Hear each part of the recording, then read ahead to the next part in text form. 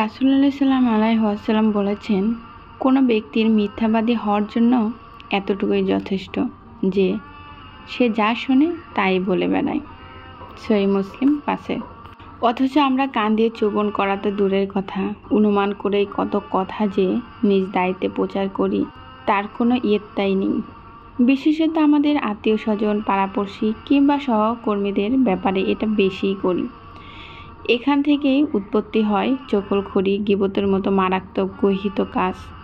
এসবের সাথে জড়িতদের আল্লাহ লানত করেছেন, আর গীবতকে নিজের মৃত ভাইয়ের গোশত খাওয়ার সাথে তুলনা করা হয়েছে। এটা আমরা সবাই জানি। এরপরও আমরা এই নিকৃষ্ট কাজ থেকে নিজেদের নিবৃত্ত রাখি না, বরং এমনভাবে এই কাজ করি যেন তার চেয়ে মহৎ কাজ আর হয়ই না। আল্লাহ আমাদের মাফ করুন। আর এখন এই আধুনিক সমাজে বিভিন্ন সামাজিক যোগাযোগের মাধ্যমগুলোর কারণে মিথ্যা বলাটা আরও অনেক সহজ হয়ে গেছে। ফেসবুক, টুইটারে কোনো খবর দেখা মাত্রই সত্যতা যাচাই না করে আমরা যা শেয়ার করি। উল্লেখিত হাদিসে অনুযায়ী এসব কাজ করলে মিথ্যাবাদী হতে হবে। সামান্যতম মিথ্যার ব্যাপারেও নবীজি সাল্লাল্লাহু আলাইহি ওয়াসাল্লাম কেমন সিরিয়াস ছিলেন তা নিম্নোক্ত হাদিস থেকেই বোঝা যায়। রাসূলুল্লাহ সাল্লাল্লাহু আলাইহি ওয়াসাল্লাম বলেছেন, ধ্বংস তার জন্য যে লোক হাসানোর জন্য কথা বলে এবং এতে সে মিথ্যার আশ্রয় নেয়। ধ্বংস তার জন্যে। ওয়াদা ভঙ্গ করা। মুনাফিকের দ্বিতীয় লক্ষ্য হলো ওয়াদার বরখিলাফ করা। ওয়াদা আরবি শব্দ, এর আবিধানিক অর্থ অঙ্গীকার, চুক্তি, প্রতিশ্রুতি, প্রতিজ্ঞা ইত্যাদি। ইংরেজিতে প্রমিস বলা হয়। ইসলামী পরিভাষায় কারোর সাথে কেউ কোনো অঙ্গীকার করলে, কাউকে কোনো কথা দিলে বা লিখিত চুক্তি করলে তার নামই হলো ওয়াদা। আমাদের সমাজে ওয়াদা খেলাফতকারী ব্যক্তি অহরহ। বিশেষ করে আমাদের নেতা নেত্রীরা নির্বাচনের আগে ভোট পাওয়ার জন্য যেসব ওয়াদা দেয় তার তো বেশিরভাগই খেলাফত হয়, বরং এসব ওয়াদা তারা রক্ষা করতে পারবে না এটা জেনে ওয়াদা করে। এগুলো মুনাফিকের চিহ্ন।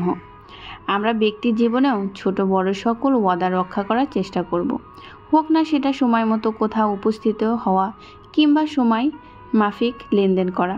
প্রয়োজনে সময় চেয়ে নিব, মাপ চেয়ে নিব, তবু ওয়াদা ভঙ্গ করব না।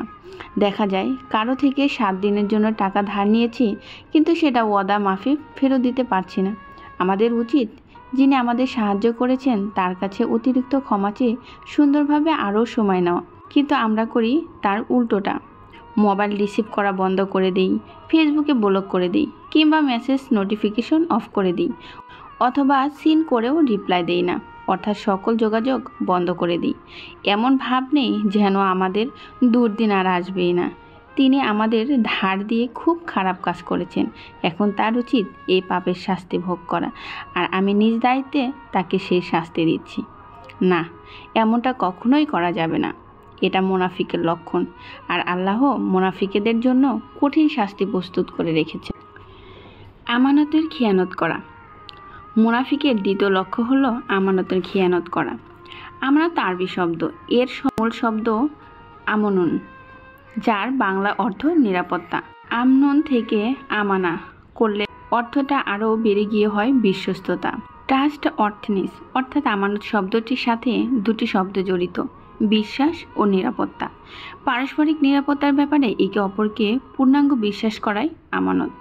যেমন, আমি আমার বন্ধুর নিকট কিছু সম্পদ জমা রাখলাম, নিশ্চয়ই সেই বন্ধুর প্রতি আমার পূর্ণাঙ্গ বিশ্বাস আছে আমি সম্পদগুলো আবার নিরাপদে ফেরত পাব। যদি আমি সেই সম্পদগুলো নিরাপদে ফিরে নাই পাই, তবে তার প্রতি আমার বিশ্বাস নষ্ট হয়ে যাবে। এটাই খিয়ানত, অর্থাৎ আমানতের বিপরীত কাজ হচ্ছে খিয়ানত। খিয়ানত করা হলে একই সঙ্গে বিশ্বাস নষ্ট ও নিরাপত্তা লঙ্ঘন হয়। অথচ ইসলামের সুমহান শিক্ষা হলো প্রত্যেক মুসলিমের জান ও মাল আরেক মুসলিমের নিকট মূল্যবান হিসেবে বিবেচিত হবে। নবীজি মানুষের আমানতকে খুব গুরুত্ব দিতেন। এই জন্য মক্কাবাসী তাকে আস-সাদিক আল আমিন উপাধিতে ভূষিত করেছিল। আস-সাদিক আল আমিন অর্থাৎ সত্যবাদী, আমানতদার। এমনকি হিজরতের দিন যখন কাফিররা তাকে হত্যার ষড়যন্ত্র করেছিল, সেদিনও তিনি নিজের কাছে গচ্ছিত আমানতের ব্যাপারে নিশ্চিত ছিলেন। তিনি তার কাছে গচ্ছিত মক্কাবাসীর সকল আমানত আলী রাদিয়াল্লাহু সাল্লাম এর কাছে দিয়ে যান, যেন আলী এগুলো যার আমানত রেখেছিল তাদের কাছে সুষ্ঠুভাবে পৌঁছে দিতে পারে। আমানতের গুরুত্ব এই একটা ঘটনা দিয়েই বহুলাংশে বোঝা যায়। আমানত খুবই ব্যাপক একটি বিষয়। আমার প্রতি আপনার যে দায়িত্ব এবং আপনার প্রতি আমার যে অধিকার, তার সংরক্ষণের বিষয়ে আমরা একে অপরকে বিশ্বস্ত ও নিরাপদ ভাবলাম, এটাই আমানত। আমানত সৃষ্টির সাথেও হয়, স্রষ্টার সাথেও হয়। আল্লাহ তাআলা ও জীবন ব্যবস্থায় পাঠিয়েছেন তার আমাদের নিকট আমানত। এই আমানতের ভার অনেক বেশি। আল্লাহ তাআলা বলেছেন, আমি এই আমানতকে আকাশসমূহ, পৃথিবী ও পর্বত রাজির উপর পেশ করি। তারা একে বহন করতে রাজি হয়নি এবং তা থেকে ভীত হয়ে পড়ে, কিন্তু মানুষ একে বহন করেছে। নিঃসন্দেহে সে বড় জালিম ও অজ্ঞ। সুতরাং ইসলামের প্রত্যেকটি বিধানের নিরাপত্তা আমাদের দিতেই হবে। ইসলামের বিধিবিধান ও ইবাদতসমূহ আমাদের যথাযথভাবে পালন করতে হবে, অন্যথায় তা হবে আল্লাহর পক্ষ হতে দেওয়া এই আমানতের খিয়ানত। আল্লাহ আমাদের যত যোগ্যতা, সম্পদ ও নিয়ামত দিয়েছেন সবই আল্লাহর পক্ষ থেকে দেওয়া আমানত, অর্থাৎ আমার চেহারা, শক্তি, সামর্থ্য, ক্ষমতা, জ্ঞান, পরিবার, সম্পদ সব কিছু আল্লাহর পক্ষ থেকে দেওয়া আমানত। তাই আল্লাহর সন্তুষ্টির জন্য এসব ব্যবহার করতে হবে। এর অন্যথায় হলে তা হবে আমানতের সুস্পষ্ট খিয়ানত। কুরআনে আল্লাহ বলেছেন, নিশ্চয় আল্লাহ তোমাদের যাবতীয় আমানত তার হকদারদের হাতে ফেরত দেওয়ার নির্দেশ দিচ্ছেন। এই আয়াতে মূলত ইঙ্গিত দেওয়া হয়েছে বনি ইসরায়েলদের প্রতি। তারা নিজেদের পতনের যুগে আমানতসমূহ তথা ধর্মীয় নেতৃত্ব ও জাতীয় নেতৃত্বের দায়িত্ব পূর্ণাঙ্গ পথ এমন সব লোকদের হাতে দেওয়া শুরু করেছিল যারা ছিল অযোগ্য, দুর্নীতিপরায়ণ, সংকীর্ণ মনা, দুশ্চরিত্র, খেয়ানতকারী ও ব্যভিচারী। ফলে অসৎ লোকদের নেতৃত্ব সমগ্র জাতি অনাচারে লিপ্ত হয়ে যায়।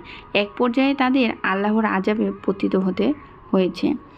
মুসলিমদের উপদেশ দেওয়া হচ্ছে, তোমরা এই বনি ইসরায়েলদের মতো আচরণ করো না, বরং যোগ্য লোকদের হাতে আমানত সোপর্দ করো, অর্থাৎ আমানতের বোঝা বহন করার ক্ষমতা যাদের আছে কেবল তাদের হাতেই আমানত তুলে দাও।